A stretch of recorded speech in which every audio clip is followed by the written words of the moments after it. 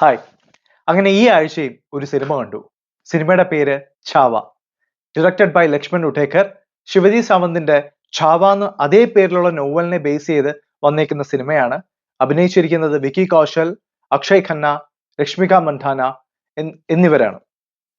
സിനിമയെക്കുറിച്ച് എന്താ പറയേണ്ടത്? എന്റെ അഭിപ്രായം സിനിമയെക്കുറിച്ച് ഞാൻ പിന്നീട് പറയാം. ഈ സിനിമയുടെ പ്ലസ് പോയിന്റ്സിൽ നിന്ന് തുടങ്ങാം. അപ്പം സിനിമയുടെ പ്ലസ് പോയിന്റ് എന്ന് പറയുന്നത് വിക്കി കൗശൽ. സിനിമ തുടങ്ങുന്നത് തൊട്ട് അവസാനിക്കുന്നത് വരെ വിക്കി കൗശലിന്റെ പെർഫോമൻസിന്റെ പൊടിപ്പൂരമാണ് പടം. നമുക്ക് ഒരു തമാശയ്ക്ക് വേണമെങ്കിൽ പറയാം, എന്റെ തല എന്റെ ഫുൾ ഫിഗർ, എന്റെ തല എന്റെ ഫുൾ ഫിഗർ. അതുപോലെയാണ് മിക്ക ഫ്രെയിംസിലും വിക്കി കൗശലുണ്ട്. അങ്ങേരുടെ ഗംഭീര പെർഫോമൻസ് ഉണ്ട്. അതിനപ്പുറത്തേക്ക് ഈ സിനിമ തുടങ്ങുമ്പോൾ നമ്മൾ പ്രതീക്ഷിക്കും, ഓ ഒരു പീരിയഡ് ഡ്രാമ തുടങ്ങുകയാണ്, നമ്മളൊരു സഞ്ജയ് ലീല ബൻസാലി ചെയ്തു വച്ചേക്കുന്ന, അല്ലെങ്കിൽ മറ്റ് ഇംഗ്ലീഷ് സിനിമകളിൽ നമ്മൾ കണ്ടിട്ടുള്ളത് പോലെ, അല്ലെങ്കിൽ ഗ്ലാഡിയേറ്റർ പോലെ ഒക്കെയുള്ള ഒരു ഗംഭീര സിനിമയായിരിക്കും എന്ന് പ്രതീക്ഷ തന്നുകൊണ്ടാണ് ഇതിന്റെ ഫസ്റ്റ് ഫ്രെയിം തൊട്ട് ഈ സിനിമ സെറ്റ് ചെയ്തേക്കുന്നത്. ഈ സിനിമയുടെ ആർട്ട് ഡയറക്ഷൻ ഡിപ്പാർട്ട്മെന്റ് നന്നായിട്ട് വർക്ക് ചെയ്തിട്ടുണ്ട്. മേക്കപ്പ് ഡിപ്പാർട്ട്മെന്റ് ഭയങ്കര അടിപൊളിയായിട്ട് വർക്ക് ചെയ്തിട്ടുണ്ട്. ഈ ഔറംഗസേബിന് പ്രായമാവുന്ന അനുസരിച്ചിട്ട് അങ്ങേരുടെ മുഖത്തുള്ള ചെറിയ ചെറിയ ചുളിവുകള്, അല്ലെങ്കിൽ ഈ കവിൾ ഒട്ടി ഒട്ടി പോകുന്നതൊക്കെ ഗംഭീരമായിട്ട് ചെയ്തിട്ടുണ്ട്. പക്ഷേ നമുക്ക് ഇപ്പം സഞ്ജയ് ലീല ബൻസാലിയുടെ ഒരു സിനിമ നമ്മൾ കാണുകയാണെങ്കിൽ, അല്ലെങ്കിൽ പത്മാവത് നമ്മൾ കാണുകയാണെങ്കിൽ, അല്ലെങ്കിൽ ഹീരാമണ്ഡി കാണുകയാണെങ്കിൽ, അല്ലെങ്കിൽ രാജമൗലിയുടെ ബാഹുബലി കാണുകയാണെങ്കിൽ, നമുക്കതൊരു സിനിമയാണെന്ന് അറിയാമെങ്കിലും നമ്മൾ അറിയാതെ നമ്മുടെ ആ സ്ക്രീനിൽ കാണുന്ന അതിന്റെ ഉള്ളിലേക്കാണ് നമ്മൾ അതിന്റെ ഉള്ളിൽ ഇങ്ങനെ നിന്ന് നമ്മളൊരു കാഴ്ചക്കാരനെ പോലെ ഈ സ്ക്രീനകത്തുള്ള ആ പെർഫോമൻസ് കണ്ടുകൊണ്ടിരിക്കുക. ഇവിടെ നമ്മൾ പുറത്താ. അതായത് നമുക്ക് അറിയാം ഇത് സിനിമയാണെന്നും ഇത് തിയേറ്റർ ആണെന്നും, നമ്മൾ പുറത്ത് തന്നെ ഇരിക്കുക. നമുക്ക് അങ്ങോട്ടേക്ക് ഒരു എൻട്രി കിട്ടുന്നില്ല. ഈ വിക്കി കൗശൽ ഗംഭീരമായിട്ട് ഇങ്ങനെ അഭിനയിച്ച് തകർക്കുമ്പോഴും ആ സ്ക്രീൻ പ്ലേ അങ്ങോട്ട് ഒരു രസമാവണില്ലെന്നേ.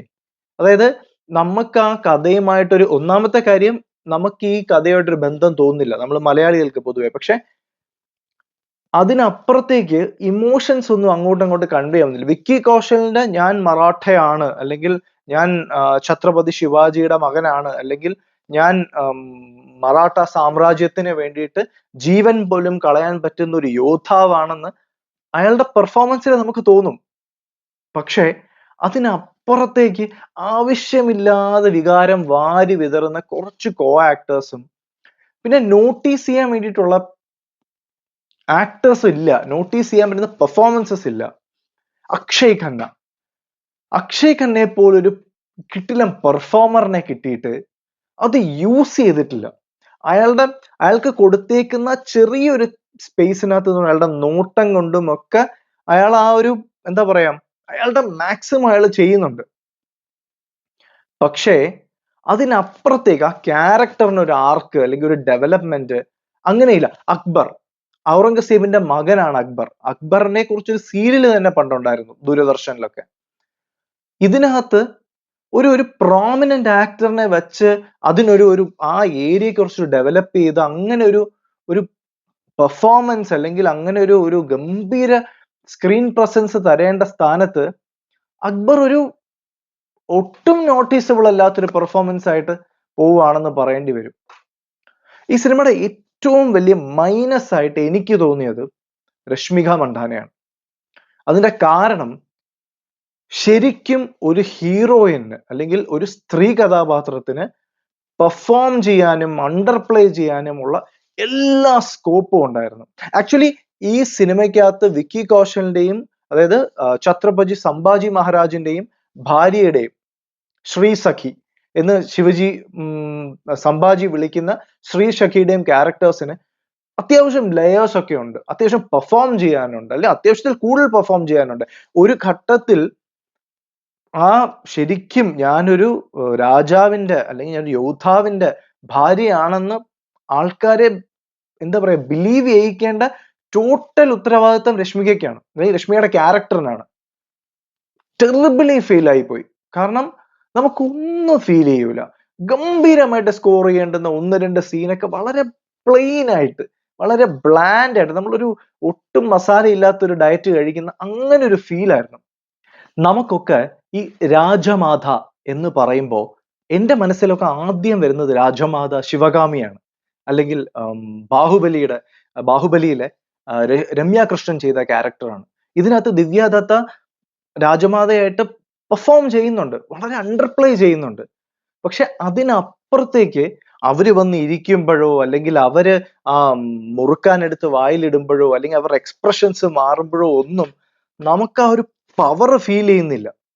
അത് എന്താ പറയാ, നമ്മളിലേക്ക് ആ പവർ കൺവേ ആവുന്നില്ല. ഇപ്പം ഡയാന പെന്റി ഇതിനകത്ത് ഔറംഗസേബിന്റെ മോളുടെ ക്യാരക്ടർ ചെയ്തിട്ടുണ്ട്. എന്തിനോ വേണ്ടി അവർക്ക് ശരിക്കും ഒന്നും ചെയ്യാനില്ല.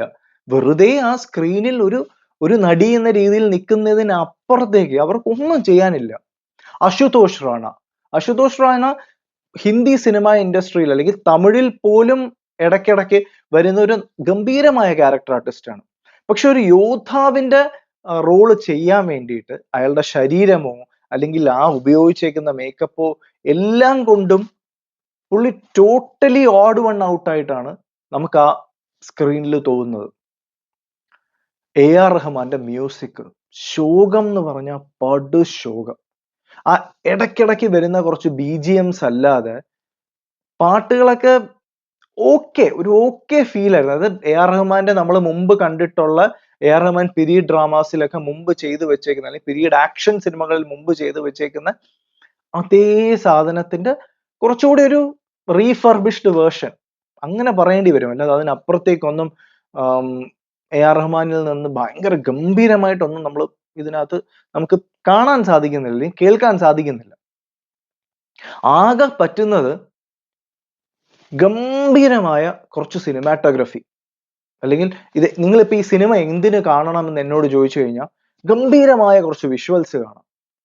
വളരെ വളരെ അടിപൊളിയായിട്ട്, ഗംഭീരമായിട്ട്, അല്ലെങ്കിൽ അയാൾക്ക് കഴിയുന്നതിന്റെ മാക്സിമം വിക്കി കൗശലിന്റെ പെർഫോമൻസ് കാണാം. ഇത് എന്റെ അഭിപ്രായമാണ്. ഇത് ചിലപ്പോ ഇത് ഇഷ്ടപ്പെടുന്ന ഒരുപാട് പേരുണ്ടാവും, അവരൊക്കെ ഇഷ്ടപ്പെട്ടോട്ടെ. പക്ഷെ പൈസ മുടക്കി ഈ സിനിമ കണ്ട് എനിക്ക് തോന്നിയ അഭിപ്രായം ഇതാണ്.